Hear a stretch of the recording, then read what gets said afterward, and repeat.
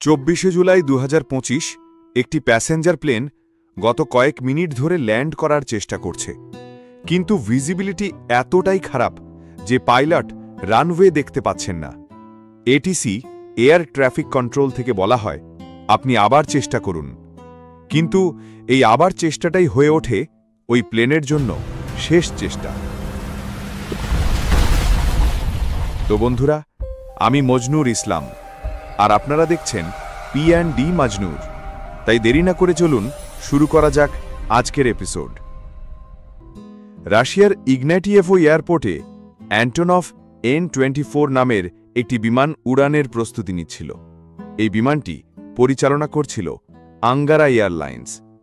প্লেনটিতে তখন ৪২ জন যাত্রী ও ৬ জন crew member চড়ে বসেছিলেন। এই ফ্লাইটটি রাশিয়ার লেনাটার্বো এয়ারপোর্ট থেকে টন্ডাই এয়ারপোর্টে যাওয়ার কথা ছিল। প্রথম দিকে সবকিছুই ঠিকঠাক চলছিল। টেক অফের পর যখন বিমানটি গন্তব্যের দিকে এগোতে লাগল, আবহাওয়া ধীরে ধীরে আরও খারাপ হতে থাকে। একসময় এই বিমানটি টন্ডাই এয়ার স্পেসে প্রবেশ করে। এটিসি ল্যান্ডিং ক্লিয়ারেন্স দিয়ে জানায়, আপনি রানওয়েতে ল্যান্ড করতে পারেন। কিন্তু পাইলট ল্যান্ডিং করতে গিয়ে বেশ কিছু সমস্যার মুখে পড়েন। তার সামনে উইন্ডস্ক্রিন দিয়ে এয়ারপোর্ট কিছুই দেখা যাচ্ছিল না। এটিসিও পুরোপুরি জানত না যে আবহাওয়া ঠিক কতটা খারাপ। ফলে আঙ্গারা এয়ারলাইন্সের এই ফ্লাইটকে আদৌ ল্যান্ডিং পারমিশন দেওয়া উচিত ছিল কিনা তা নিয়েও তাদের সন্দেহ ছিল। তারা পুরো বিষয়টা পাইলটের ওপরই ছেড়ে দেয়। যদি পাইলট মনে করেন যে ল্যান্ড করা সম্ভব, তবে তিনি করতে পারেন। কিন্তু পাইলটের সামনে সবচেয়ে বড় সমস্যা ছিল দৃষ্টিনির্ভরভাবে রানওয়ে দেখতে না পেয়ে কিভাবে তিনি সেখানে প্লেন নামাবেন। ধীরে ধীরে প্লেনটি রানওয়ের অনেক কাছাকাছি পৌঁছে যায়, কিন্তু এখনও পাইলট রানওয়েটা ঠিকমতো দেখতে পাচ্ছিলেন না। নির্দিষ্ট একটা দূরত্ব পর্যন্ত পৌঁছেও যদি রানওয়ে দেখা না যায়, তবে পাইলটের উচিত গো অ্যারাউন্ড করে আবার ঘুরে এসে চেষ্টা করা।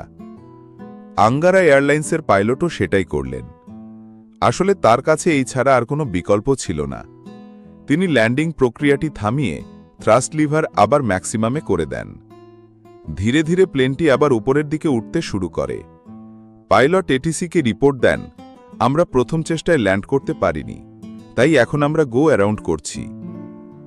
এখন এই প্লেনটিকে শহরের এক চক্র ঘুরে আবার রানওয়ের সাথে সঠিকভাবে অ্যালাইন হয়ে ল্যান্ড করতে হবে।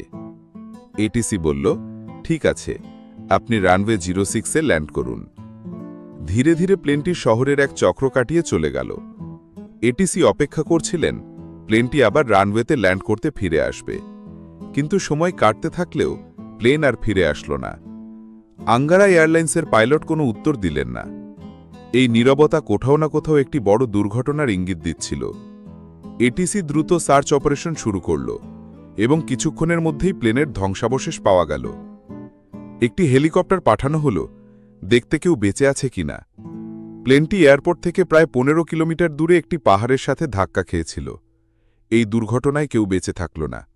মোট ৪৮ জন মারা গেলেন। প্লেনটি বনের মাঝে একটি খাড়া ঢালানায় আঘাত হানে এবং সেখানে পৌঁছনোর কোনো পথ ছিল না।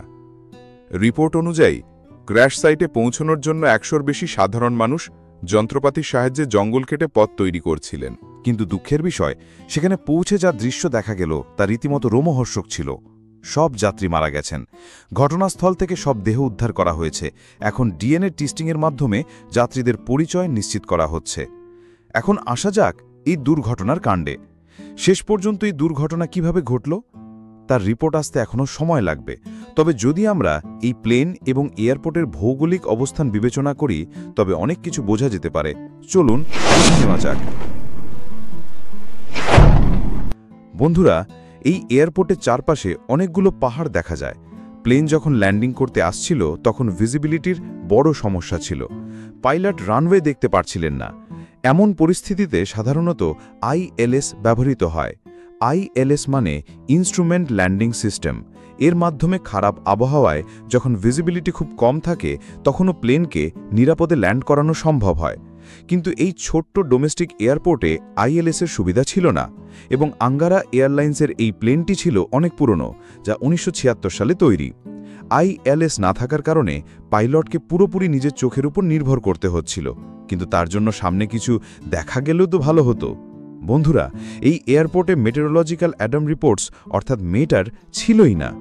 এই মেটার হলো আবহাওয়ার তথ্য যা পাইলটের কাছে পৌঁছে দেয় এবং পাইলট বুঝে নিতে পারেন যে আবহাওয়া যদি খারাপ হয় তবে তা কতটা খারাপ। তারা কেবল তাদের সামনে উইন্ডস্ক্রিন দিয়ে যা দেখতে পাচ্ছিলেন সেটার উপরই নির্ভর করতে বাধ্য ছিলেন। যখন কখনো প্লেন এমন এলাকায় উড়ে যেখানে উঁচু উঁচু পাহাড় বা বিল্ডিং থাকে, তখন তাদের নির্দিষ্ট একটি উচ্চতায় উঠতে হয়।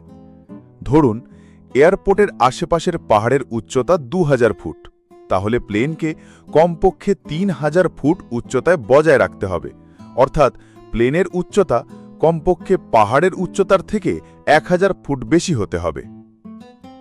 আঙ্গারা এয়ারলাইন্সের পাইলটের কাছে অবশ্য একটি চার্ট ছিল যেখানে লেখা থাকত যে এই পাহাড়গুলোর ওপর থেকে তাদের কমপক্ষে এত ফুট উচ্চতায় উঠতে হবে।